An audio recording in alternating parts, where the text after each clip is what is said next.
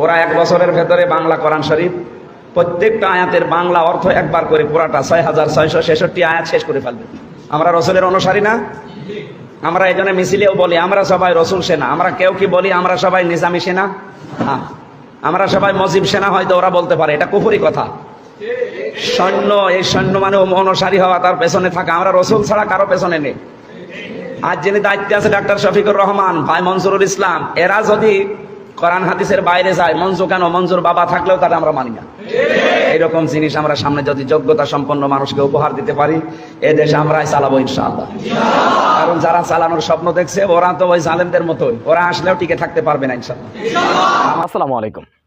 এবার সরাসরি শিবিরের সাথী প্রোগ্রামে, সাথী শিক্ষা শিবিরে বক্তব্য রাখছেন বাংলাদেশের জননন্দিত আলেম, বাংলাদেশের মাজলুম আলেম, স্বৈরাচার শাসকের সময় যিনি জেল খেটেছেন, নানা অত্যাচার নির্যাতনের জুলুমের শিকার হয়েছেন, মুফতি আমির হামজা। সুপ্রিয় দর্শক, সেই মুফতি আমির হামজা বাংলাদেশ ইসলামী ছাত্র শিবিরের শিক্ষা শিবিরে তিনি বক্তব্য রাখছেন। তিনি কি বক্তব্য রেখেছেন শিক্ষা শিবিরে অর্থাৎ ইসলামী ছাত্র শিবিরের সাথীদের উদ্দেশ্যে তিনি কি বার্তা দিয়েছেন, কি বক্তব্য দিয়েছেন তাদের সামনে আমরা মুফতি আমির হামজার মুখ থেকে বিস্তারিত জেনে আসবো। আসতে 1 বছর সময় লাগবে। ওরা 1 বছরের ভেতরে বাংলা কোরআন শরীফ প্রত্যেকটা আয়াতের বাংলা অর্থ একবার করে পুরাটা 6666 আয়াত শেষ করে ফেলবে। অন্তত না জানা অনেক জ্ঞান আসবে এবং শিরিক আর বেদাত থেকে আপনি নিজেকে বাঁচাতে পারবেন। এই সিলেবাস আপনাদের এখন আছে কিনা জানি না, যদি না থাকে এই সিলেবাসটা বানিয়ে নিয়ে নেবেন নিজে নিজে। পুরা কোরআন শরীফ, হাদিস শরীফ যতটুকু পারেন চেষ্টা করেন পড়েন। হয়তো ওইভাবে সিলেবাসের সময় দেওয়া যাবে না। প্রতিদিন 3 আয়াত 4 আয়াত করে খালি একটু বাংলা অর্থটা পড়ে ব্যাখ্যা পড়তে পারলে আরো ভালো। দেখবেন 1 বছরে পুরা কোরআন শরীফ শেষ হয়ে গেছে। তখন দাওয়াতি কাজ করা আপনার জন্য আরো সহজ হয়ে যাবে, শয়তানের ধোঁকা থেকে বাঁচা যাবে। এ কাজ শুধু আমার একা না, নবীজি বলেন এটা আমার কাজ ও আমানের তাবানি, আমার অনুসরণ যারা করবে তাদেরও এই কাজ। আমরা রসুলের অনুসারী না? আমরা এই জন্য মিছিলেও বলি আমরা সবাই রসুল সেনা। আমরা কেউ কি বলি আমরা সবাই নিজামী সেনা? হ্যাঁ, আমরা সবাই মজিব সেনা। হয়তো ওরা বলতে পারে এটা কুফরি কথা। সৈন্য, এই সৈন্য মানে অনুসারী হওয়া, তার পেছনে থাকা। আমরা রসুল ছাড়া কারো পেছনে নেই। আজ যিনি দায়িত্বে আছে ডাক্তার শফিকুর রহমান, ভাই মনজুরুল ইসলাম, এরা যদি কোরআন হাদিসের বাইরে যায়, মঞ্জু কেন, মঞ্জুর বাবা থাকলেও তারা আমরা মানি না। আমরা মানি হচ্ছে রসুল্লাহকে। এই জন্য শব্দটা আনা ও মানিত তাবানি। আমার কাজ এইটা, আমি মানুষকে আল্লাহর দিকে ডাকি, বুঝে শুনে ডাকি, চিন্তা ভাবনা করে ডাকি। এই যে চিন্তা ভাবনা করে ডাকি, এই শব্দটা এখানে নেই, এটা আছে আবার অন্য আয়াতে। যারা ইন্নাল্লাযীনা আমানু ওয়া আমিলুস সালিহাত কানাত লাহুম জান্নাতুল ফিরদাউস নুজুলা পড়ি, যে যারা ঈমান আনে আর আমলে সালেহ করে তাদের জন্য আল্লাহ জান্নাতুল ফেরদাউস রেখে দিয়েছেন। আমলে সালেহ কি? আমরা অনেকেই মনে করি আমলে সালেহ মানে নেক কাজ, সৎ কাজ। না, এটা শুধু অর্থ নয়, 33টা অর্থ আছে সালেহ শব্দের। আমলে সালেহ শব্দের আধুনিক এখন অর্থ হচ্ছে যোগ্য। রুহুল আমিন ভাইয়ের ওই বিষয়টা আজকে আপনাদের আসবে। আপনাকে যোগ্যতা অর্জন করা লাগবে, কৌশল অবলম্বন করা লাগবে।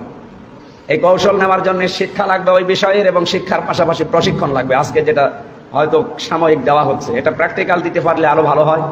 এই জন্যে আমাদের সৎ যোগ্য হওয়ার পাশাপাশি, ঈমান আনার পাশাপাশি, নেককার সৎ এগুলো হওয়ার পাশাপাশি বাস্তবে আমাদের যোগ্যতা অর্জন করা লাগবে। যে যেই দিকে যেতে চান ওই দিকে যাবেন। কেউ ডাক্তারি, কেউ ইঞ্জিনিয়ার, কেউ আলেমের লাইনে, যে লাইনে আছেন ওই লাইনের সঠিক জ্ঞান অর্জন করে, যোগ্যতা নিয়ে, প্রশিক্ষণ নিয়ে ওই এলাকায় যারা কাজ করে সবার উপরে যেন থাকা যায়।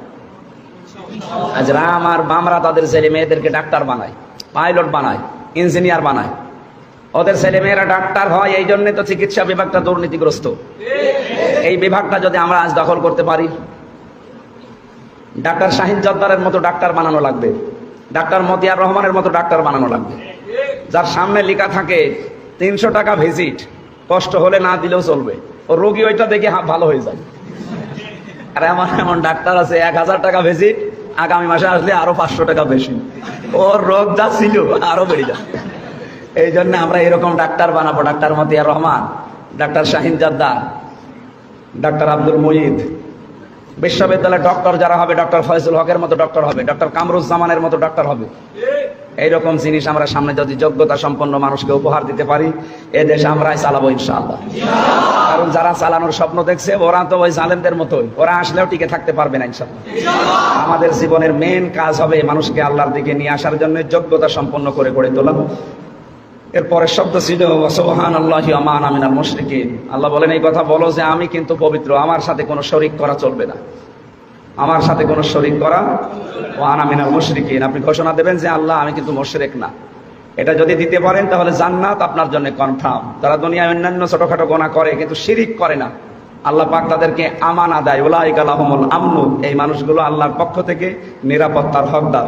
সামনের যে দুনিয়া আমাদের সামনে আসতেছে, একটা সুন্দর পৃথিবী আগামী প্রজন্মের জন্য আমরা রেখে যাবো, এই প্রত্যয় নিয়ে আজকের মতো শেষ করছি।